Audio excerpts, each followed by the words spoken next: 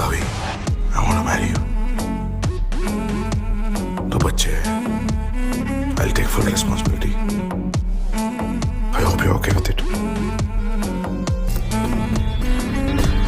तो गाना गा रहा था मेरे भाई को मारते वक्त और रनवे पे मैं तूने चाकू दिया था.